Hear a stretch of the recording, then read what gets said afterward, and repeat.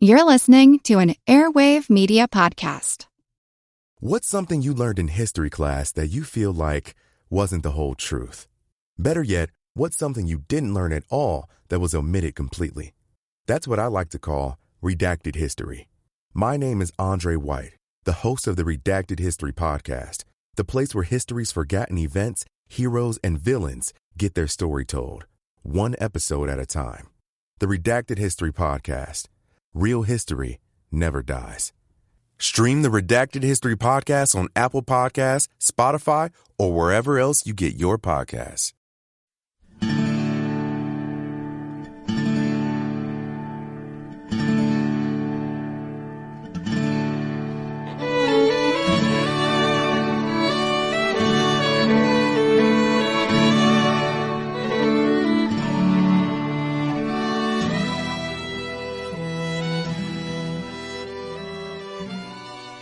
Hey everyone, thanks for downloading the 145th episode of our Civil War podcast. I'm Rich.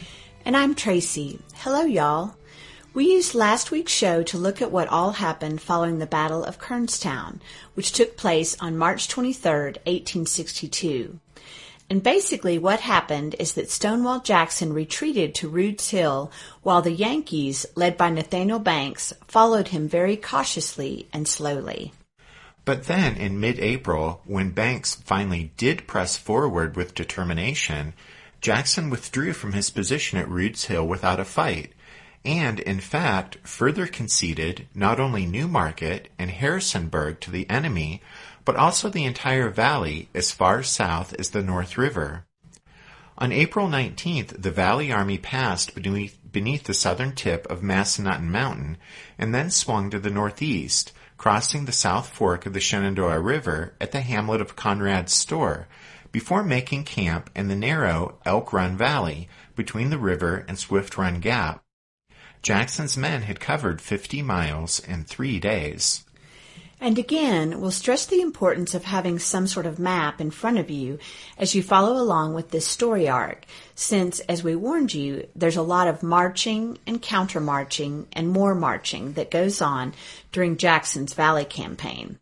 And to truly understand what's going on, you really need a map so that you can see where these places are located, especially in relation to one another. We've fairly recently recommended 3 Civil War atlases to you guys, any of which will help you follow along with the events of the Valley campaign. Although we will just say that, actually, probably the best map as far as the big picture of what's happening is found at the very front of that Time Life book, Decoying the Yanks, that we recommended at the end of episode number 143. Oh, and one more thing for those of you who, like us, are map geeks, and it's that if you get the National Geographic Civil War Atlas that we recommended and turn to page 71 in it, you can find the fantastic campaign map of the northern Shenandoah Valley that Jedediah Hotchkiss produced for Stonewall in 1862. And seeing it laid out there, and then a bit of it shown in detail, you'll really be able to appreciate what an impressive piece of cartography it is and understand how beneficial it would have been for Stonewall to have it. Okay, so that's probably enough about maps, so let's get back to April 1862 and, as we said at the end of the last show, Stonewall's withdrawal up the valley and then shift over to Conrad's Store resulted in Nathaniel Banks completely losing track of him. But on April 22nd, Banks nevertheless confidently told Secretary of War Edwin Stanton that Jackson had, quote, abandoned the Valley of Virginia permanently, end quote. On April 25th, the advancing Federals occupied Harrisonburg, and Banks was certain that Jackson had left the Shenandoah in order to join Joe Johnston's Confederate Army in its defense of Richmond against McClellan's advance up the peninsula. On April 30th, Banks assured Stanton that, quote, there is nothing more to be done by us in the valley.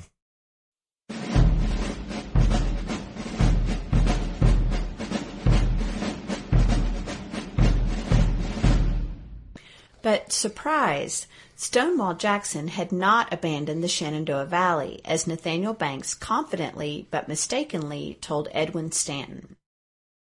Jackson's withdrawal had in fact been carefully thought out. By moving his army to a concealed spot above Conrad's store, Stonewall could establish a strong defensive position in Elk Run Valley, control Swift Run Gap in the Blue Ridge Mountains, which would allow him to maintain contact with Confederate forces on the other side of the mountains. And then finally, the spot above Conrad's store would also allow Jackson to launch an attack against Banks' flank if the Yankee commander advanced so far up the valley that he threatened Stanton. Stanton, and if you're looking on your map, it's spelled Staunton, but pronounced Stanton. But the town was some 30 miles up the valley from Harrisonburg, and for the Confederates, Stanton was the key to the southern Shenandoah Valley, because there, the Virginia and Tennessee Railroad, a vital link between Richmond and Chattanooga, was a major rebel supply artery. Federal control of Stanton would be a severe blow to the South. The previous December, some 50 miles west of Stanton, Confederate Brigadier General Edward Johnson, with a small division of 2,800 men, had fought off an attack by a Federal force commanded by Brigadier General Robert H. Milroy. The clash, known as the Battle of Allegheny Mountain, earned Edward Johnson the nickname Allegheny. Johnson remained in the mountains at Camp Allegheny throughout the winter, but by April 20th, feeling threatened by Banks' advance up the valley, and also under mounting pressure from John C. Fremont's Federals on the far side of the Shenandoah Mountains, Johnson withdrew his command to Westview, just 7 miles west of Stanton. From his concealed camp in Elk Run Valley, there seemed to be little that Stonewall Jackson could do to influence events over on the far side of Stanton. But as I mentioned just a minute ago, his position above Conrad's store would allow Jackson to fall on the flank of Banks' force if Banks advanced so far up the valley that he threatened Stanton. And then Stonewall's position at the foot of Swift Run Gap also allowed him to keep in close communication with Richard S. Ewell, whose 8,500-man division was located to the east, on the far side of the Blue Ridge Mountains near Brandy Station. Ewell's division represented the only link, the only organized Confederate force between Stonewall and Joe Johnston, after Johnston had redeployed his army to Richmond to counter McClellan's thrust up the peninsula. General Robert E. Lee recognized the wisdom in Stonewall Jackson's withdrawal to Conrad's store, since the move allowed Jackson to retain his freedom of maneuver so that he could unite with Ewell as necessary. Lee knew that with McClellan's enormous Federal army knocking at the gates of Richmond, the Confederacy couldn't afford to lose the commands of Jackson or Ewell, and there was a vital need to preserve their forces and keep them mobile to maybe, perhaps, somehow help relieve the pressure on Richmond. This thought was foremost in the mind of General Lee in the latter part of April. As y'all recall, Robert E. Lee at this time is in Richmond and is a general without a field command. And in fact, although he had a high-sounding title, Commanding General of Confederate Armies, Lee had little, if any, real authority. He was actually acting in the role of chief military advisor to Jefferson Davis, but in that capacity, Lee couldn't really issue outright orders to commanders in the field, but could only recommend and suggest courses of action. And that, in a letter to Jackson dated April 21st, is what Lee did. Though loaded with significance for the future, the letter from Lee to Stonewall began almost routinely with the news that McDowell's Federals had moved to occupy Fredericksburg, midway between Washington and Richmond. McDowell obviously intended to use Fredericksburg as a base of operations against the Confederate capital in combination with McClellan's advance up the peninsula. If Banks' force was withdrawn from the Shenandoah to join McDowell, it would only strengthen McDowell's hand and aid in his part of the drive to capture Richmond. And so, with that in mind, Lee finally got around to the real purpose of his communication with Stonewall, telling Jackson, quote, "If you can use General Ewell's division in an attack on General Banks and drive him back, it will prove a great relief to the pressure on Fredericksburg." End quote. Jackson was eager to comply with Robert E. Lee's suggestion, and on April 29th he offered Lee a proposal for taking the offensive. Actually, Stonewall offered up 3 possible courses of action, but the one Jackson himself preferred would involve the Valley Army, Ewell's division, and Allegheny Johnson's force. Under Jackson's plan, Ewell would cross the Blue Ridge Mountains and take over the Valley Army's camps at Elk Run Valley. From there, Ewell would take up the responsibility of falling on Banks' flank if the Federal commander moved on Stanton. Meanwhile, Jackson would march to join up with Allegheny Johnson just west of Stanton. The two could then combine to defeat Milroy, who commanded the vanguard of John C. Fremont's Federal Army. Jackson planned on he and Johnson crushing the outnumbered Milroy before the rest of Fremont's force could come up. By decisively defeating Milroy, Stonewall would prevent a link-up between Fremont and Banks at Stanton. In fact, after smashing Milroy and thus checking Fremont, Jackson planned to combine his own command with those of Johnson and Ewell, and then, with an army of 17,000 men, by far the most he had ever led, Stonewall could deal with Nathaniel Banks. Lee replied to Jackson on May 1st, saying, quote, "I have carefully considered the 3 plans of operations proposed by you. I must leave the selection of the one to be adopted to your judgment." End quote. It was good for Stonewall that Lee didn't impose a preference, because by then Jackson, without waiting for Lee's reply, had already put in motion his scheme to combine with Johnson for an attack on Milroy.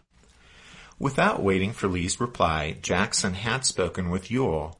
By this time, based on previous communications with Stonewall, Ewell had already moved his division to within a day's march of Swift Run Gap. In his book, Shenandoah, 1862, Stonewall Jackson's Valley Campaign, Peter Cozzens explains that Jackson summoned the nearby Ewell to his headquarters twice, once on April 29th and again on the morning of the 30th. Cozzens says, quote, "How much of his plans Jackson confided to Ewell is uncertain. Ewell learned that Jackson was about to move toward Stanton and that he was to take his place at Swift Run Gap. Ewell told Lee as much. Otherwise, Jackson appeared to have been his usual close-mouthed self. Ewell was not even sure whom Jackson intended to attack. They spoke in general terms about the threat Banks posed, but Jackson was short on specifics. Certainly his 2 brief meetings with Jackson did nothing to give him any great confidence in the man. Colonel Benjamin S. Ewell said that his brother led the division to Swift Run Gap in obedience to orders, but not from choice, as at that time he believed Jackson to be a brave but very eccentric man." End quote.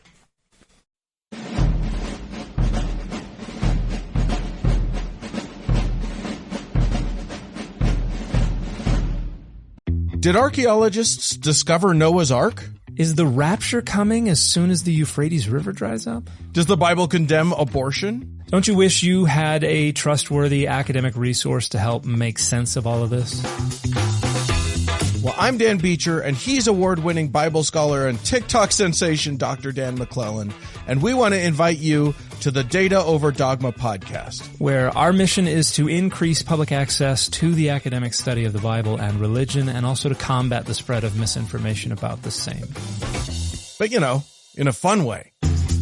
Every week we tackle fascinating topics. We go back to source materials in their original languages. And we interview top scholars in the field. So whether you're a devout believer, or you're just interested in a clear-eyed, deeply informed look at one of the most influential books of all time, we think you're going to love the Data Over Dogma podcast. Wherever you subscribe to awesome shows.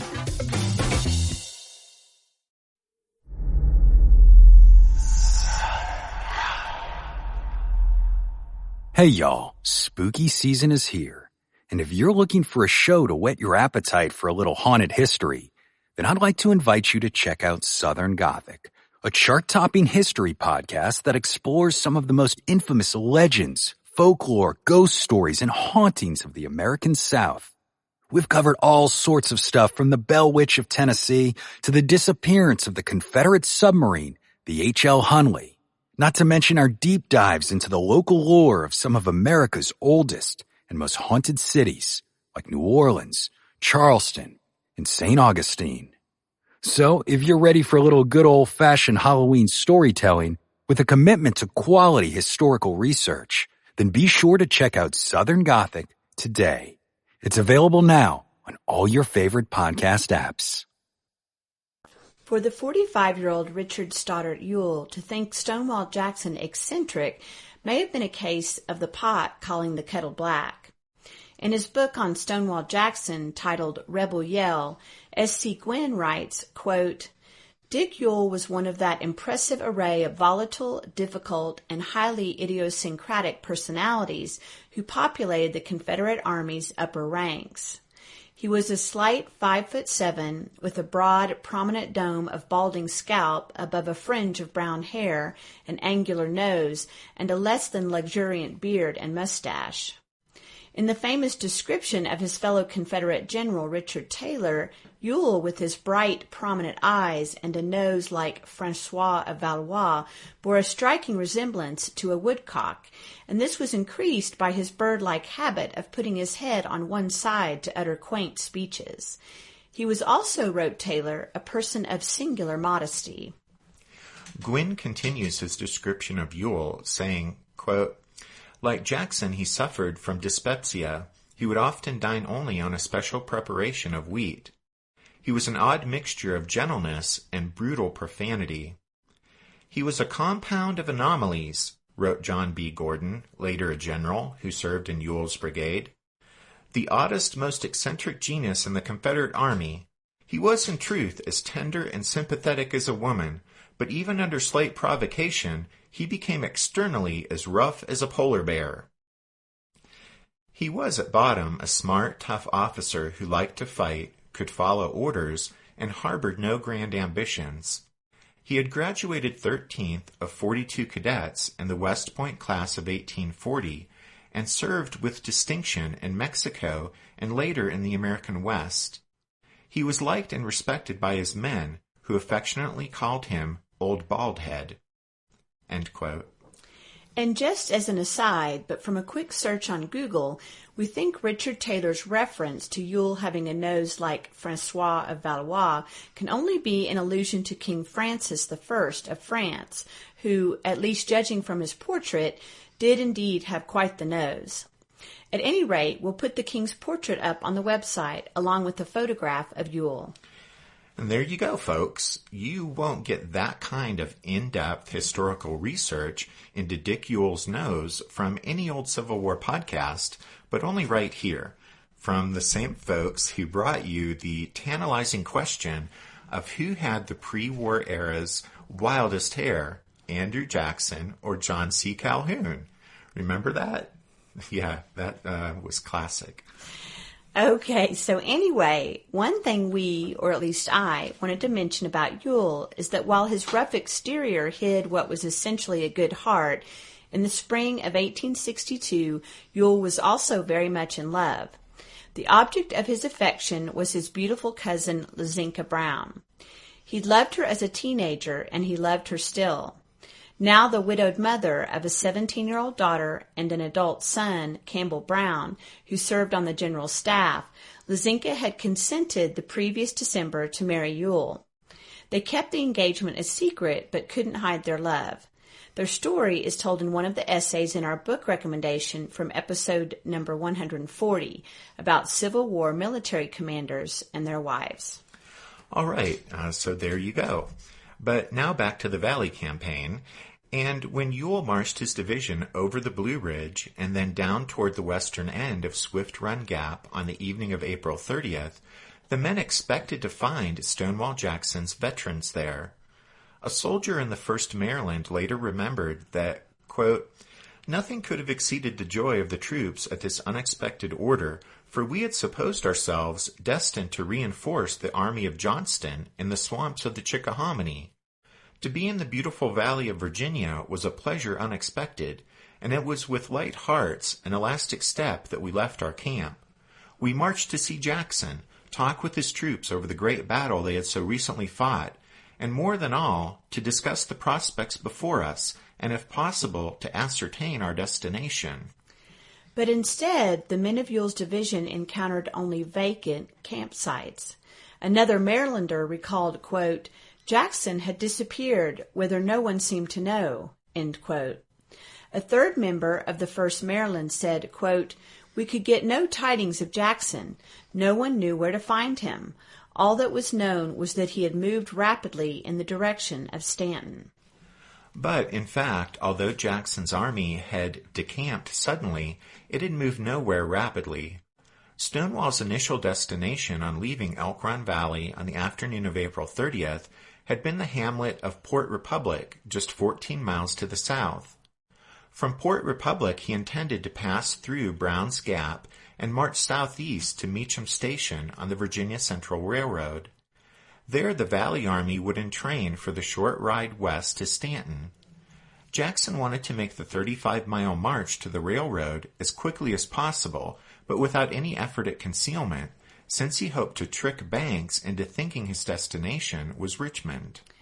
But heavy rains derailed Jackson's timetable. The route from Swift Run Gap to Port Republic was an unimproved country road, and the rain that started to fall in torrents on the afternoon of April 30th turned the road into a quagmire. Jackson and his staff covered 13 miles that day and spent the night on the outskirts of Port Republic, but the Valley Army struggled to cover 5 miles through the mud. As James I. Robertson Jr. points out in his biography of Stonewall, April 30th was, although unknown to Jackson, just the first of 63 consecutive days in which he would be engaged in non-stop activities, and the strain would show in time.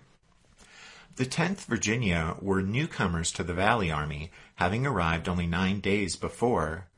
On April 30th, Private Joseph Kaufman of the 10th confided in his diary, quote, "Old Jack is a hard master from the way he is putting us through. My feet have given out, but still I have to travel on. Oh, I wish peace would be declared." End quote. As the rain had poured down, some of the veteran members of the Valley Army decided to have some fun at Stonewall's expense when the general and his staff rode through the troops to get to the front of the column. A couple of soldiers said, "Let us make old Jack get his head wet," and before long the men began to cheer enthusiastically, and Jackson removed his cap in acknowledgment, as the men knew he would. A degree of comedy ensued for the bedraggled, mud-covered soldiers as a bare-headed Jackson on Little Sorrel came splashing by, and the general's staff, on less spirited mounts, struggled to follow. Matters didn't improve much the next day as a hard wind whipped rain into the faces of the miserable soldiers. And although some of the infantry reached Port Republic at nightfall, the artillery and trains lagged far behind.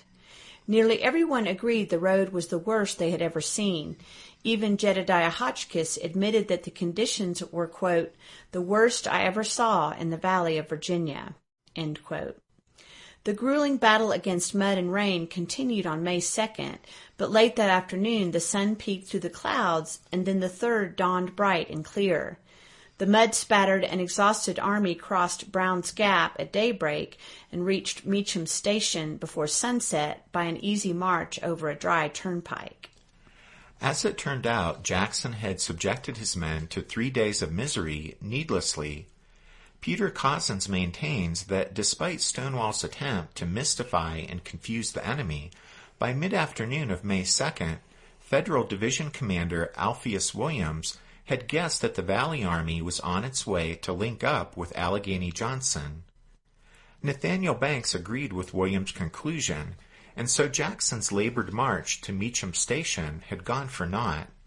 He might just as well have marched all the way to Gordonsville over a good macadamized turnpike, taken trains from there to Stanton, and saved the wear and tear on his army.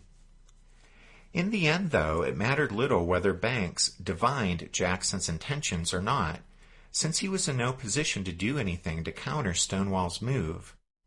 For on May 1st, Abraham Lincoln, taking Banks at his word that nothing remained to be accomplished in the Shenandoah Valley, instructed him to withdraw back down the valley to Strasburg.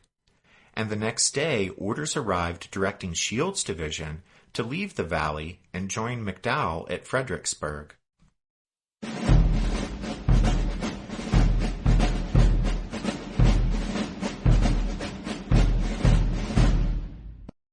When the Valley Army had decamped from Elk Run Valley and marched west, the men had believed they were going forth to strike Banks, and the thought filled them with delight. But then when Jackson turned them up into Brown's Gap and they climbed up and over the mountains, their spirits fell as they naturally concluded they were leaving the valley to the Yankees and were going east to reinforce Joe Johnston's army in front of Richmond. But then another surprise awaited the troops as they boarded the railroad cars at Meacham Station, and as the trains pulled away, they were headed not east toward Richmond, but west. The trains were taking them back over the Blue Ridge, back to the valley that only yesterday they thought they were abandoning. Stonewall himself reached Stanton late in the afternoon of Sunday, May 4th, and found the place in a panic over rumors that the Valley Army was quitting the Shenandoah and heading east. The people were overjoyed when they realized Jackson wasn't abandoning them, though, and a carnival-like atmosphere soon prevailed as the relieved townspeople greeted arriving troops. Not realizing that the Federals had already divined his intentions, Stonewall promptly directed Ashby's cavalry to seal off Stanton. To maintain secrecy and security, no one was allowed out or in. By the evening of Monday, May 5th, the entire Valley Army had been assembled at Stanton. Most of the men had ridden the trains, although a few unlucky units had had to march from Meacham's station. Jackson was pleased to have his army concentrated at Stanton, and he derived additional pleasure on Monday from the arrival of the VMI Corps of Cadets. The threat to the valley was considered so serious that Jackson had accepted Superintendent Smith's offer to send almost the entire Corps of Cadets into the field, and so some 200 strong they arrived in Stanton on Monday. Stonewall was especially pleased that along with the boys came Colonel T.H. Williamson, a faculty member who was widely regarded as one of the ablest engineers in Virginia. The spit and polish of the VMI cadets contrasted sharply with the scruffiness of the Valley Army's veteran troops, and the boys' appearance provided the jaded veterans with a source of amusement, especially the men of the Stonewall Brigade, as the cadets were attached to the brigade for temporary service. The cadets wouldn't be expected to participate in combat, but there was still plenty that they could do to gain experience in a real campaign. At dawn on Wednesday, May 7th, the combined forces of Jackson and Allegheny Johnson, some 10,000 men, headed west out of Stanton, with Johnson's men in the lead. That afternoon, advancing along the Stanton-Parkersburg Turnpike, Johnson encountered Milroy's pickets at Rogers Toll Gate at the foot of Shenandoah Mountain, 13 miles from the town of McDowell. Milroy had already learned from his scouts that Jackson had combined forces with Johnson and that the Confederates were advancing his way. Milroy fully understood the threat to his brigade, and he immediately sent a message to Brigadier General Robert Schenck, who commanded another brigade in Fremont's army. Schenck was at that time located at Franklin, some 30 miles away. But expecting that Schenck would march to his aid, Milroy ordered his command to fall back to McDowell. That night, Allegheny Johnson's men went into camp at Shaw's Fork, 6 miles to the east of McDowell, with Stonewall Jackson 10 miles away at Buffalo Gap. And with that, the stage is set for the Battle of McDowell, which took place on Thursday, May 8, 1862, and which we will discuss next week.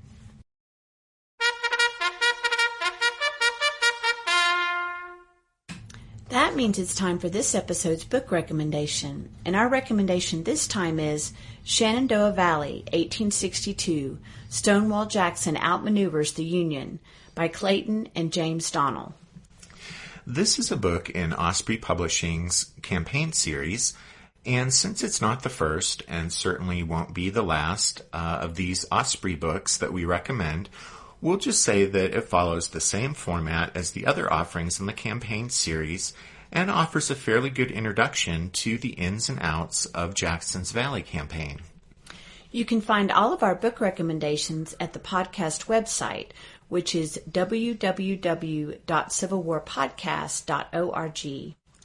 We have a couple of new members of the Strawfoot Brigade to thank this week, Andrea and Chris. And then thanks also to Dr. K in New Jersey and Michael S. in Minnesota for their donations this past week. And thanks, as always, to Spiritwood Music for their permission to use their song Midnight on the Water as the music you hear at the start and close of every episode of the podcast. And thank you to each of you for listening to this episode of The Civil War, 1861 to 1865, a history podcast. Tracy and I do hope you'll join us again next week when we look at the Battle of McDowell. But until then, take care. Thanks, everyone. Bye.